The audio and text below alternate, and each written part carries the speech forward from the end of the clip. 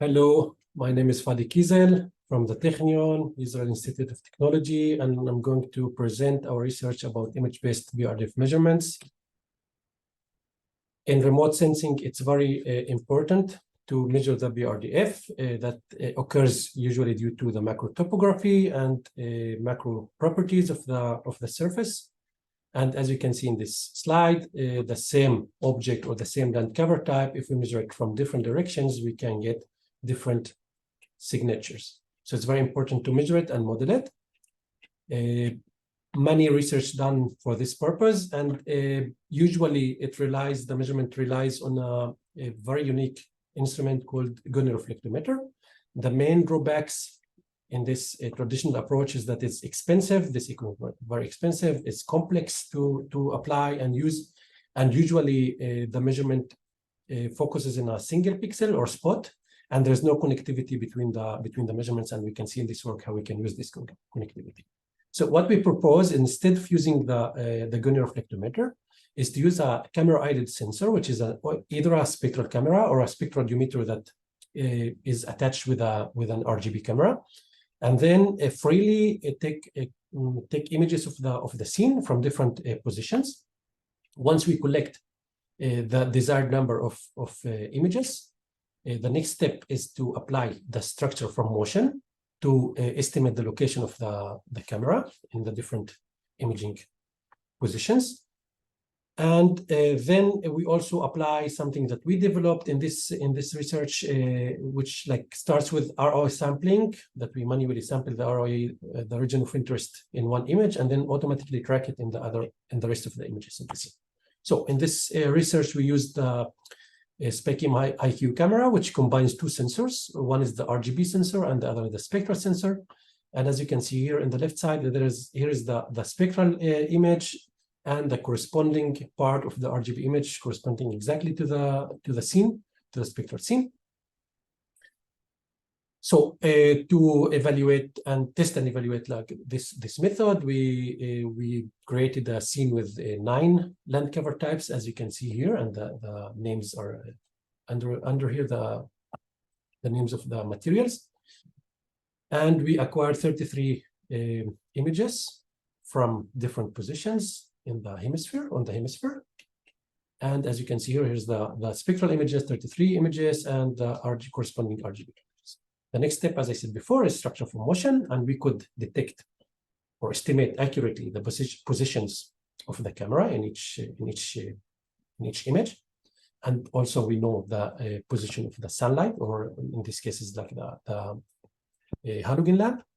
And we also could create a connectivity graph.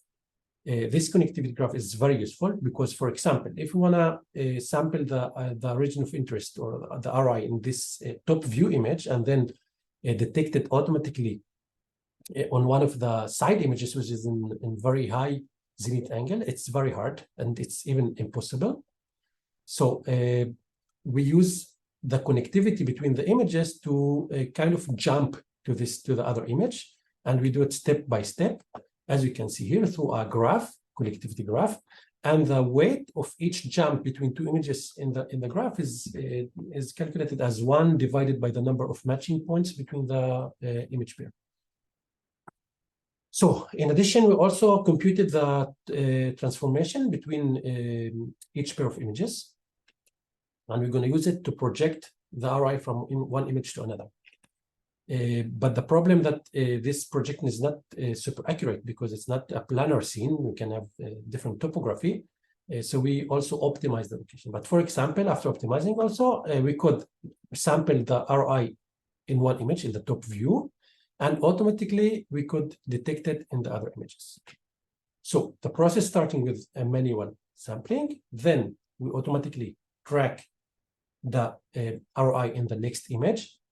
But because this transformation is not completely accurate because of different heights of the scene, so we need to optimize this location. So we optimize it through computer vision-based algorithms that I cannot explain now or give more details due to time shortage. And the overall process looks like we sampled the RI in one image and then automatically detect it in the next RGB image. and correct the position due to the automatic algorithms, and then jump to the next image. In each RGB image, after correction, we also project it onto the spectral image and correct the location according to another algorithm for the correction of the location of the ROI. And once we detect the ROI accurately, we compute the mean spectral signature of this ROI, and we use it as for analyzing the BRDF later. So for example, if we take the grass here in the middle, so we sample it only on this central image and automatically detect it in all the rest of the images. As in the left side, you can see the detection in the spectral space and then in the RGB space.